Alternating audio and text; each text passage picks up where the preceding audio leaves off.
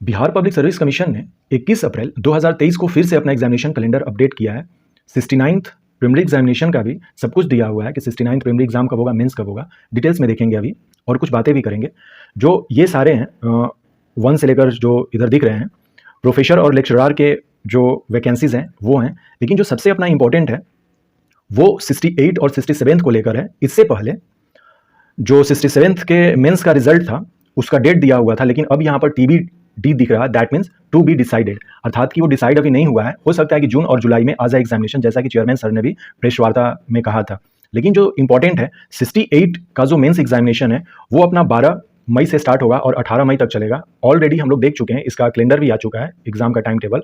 12 को GS1 है, 17 को फिर GS2 और हिंदी है जो कंपलसरी हिंदी होता है, और 18 को ऐसे और ऑप्शनल पेपर है। इस तरह से जो टाइम टेबल दिया गया है वो है, और इसका भी जो मेंस के रिजल्ट हैं उसका भी अभी TBD दिखा रहा है। उसके बाद CDPO का भी जो एग्ज़ाम है उसका भी मेंस का रिजल्ट अभी TBD ही दिखा रहा है। हो सकता है कि 67th मेंस के बाद CDPO का रिजल्ट आए, या हो सकता है कि उससे पहले भी आ जाए, क्योंकि अभी जो है वो 67th मेंस की कॉपी जो है वो चेक हो रही हैं। लगभग 40+% जो है वो चेक हो चुकी हैं कॉपियाँ, जैसा कि चेयरमैन सर ने बताया था। अब देखते हैं 69, जो कि सबसे इंपॉर्टेंट चीज़ है। 69th जो प्रीलिमिनरी एग्जामिनेशन है वो 30 जो सितंबर है उस डेट को होने वाली है। ये चेयरमैन सर ने भी पहले ही बता दिया था। लेकिन जो सबसे इंपॉर्टेंट चीज़ है वो है इसका मेंस 9 दिसंबर से स्टार्ट होगा, और उससे भी इंपॉर्टेंट है PT का रिजल्ट।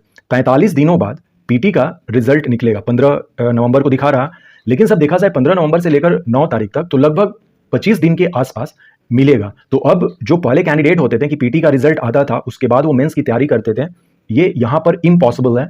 अभी जो भी कैंडिडेट 69th एग्जामिनेशन के लिए तैयारी कर रहे हैं, समय जो है मई, जून, जुलाई, अगस्त, सितंबर, ये जो अभी 5 महीने दिख रहे हैं, इसमें कम से कम जो 3 महीने नहीं तो एटलीस्ट मई और जून तक जितने सारे कैंडिडेट हैं उनका हो गया है या नहीं हुआ है, फर्स्ट टाइम दे रहे हैं या 2-3 बार दे चुके हैं, मई और जून तक उनका जनरल स्टडी 1 और जनरल स्टडी 2 मेंस का जो पेपर है वो बहुत अच्छे से क्लियर हो जाना चाहिए, तभी वो एग्जाम में बैठेंगे तो उनको बेनिफिट होगा। नहीं तो अब ये पहले वाली बात नहीं है कि एग्जामिनेशन दे दिए PT का और रिजल्ट का वेट कर रहे हैं।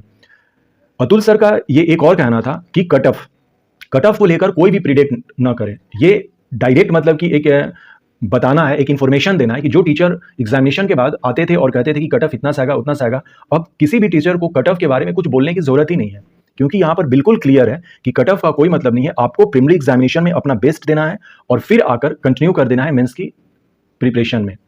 और यदि आपका बेस्ट गया है PT में तो श्योर है कि आप मेंस लिखेंगे, लेकिन PT में बेस्ट जाने के लिए अभी जो है आपको mains as well as PT के हिसाब से आप तैयारी कीजिए। मेंस में क्या होता है कि हम एनालिटिकल जो थॉट्स होते हैं हमारे, होलिस्टिक अप्रोच के तौर पे हम लोग काम करते हैं।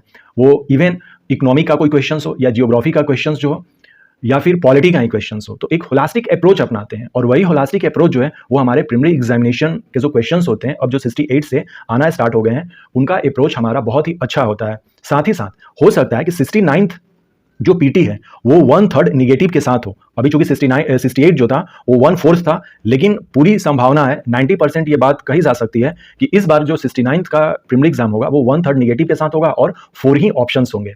तो ये अपना नया अपडेट था 69 को लेकर।